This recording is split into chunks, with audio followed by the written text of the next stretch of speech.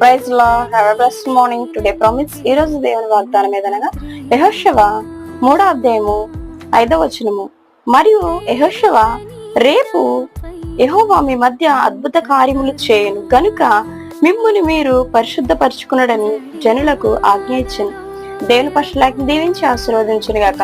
దేవుడు ఈ రోజు నీతో ఏం మాట్లాడుతున్నాడంటే నిన్ను నీవు పరిశుద్ధపరచుకోమంటున్నాడు.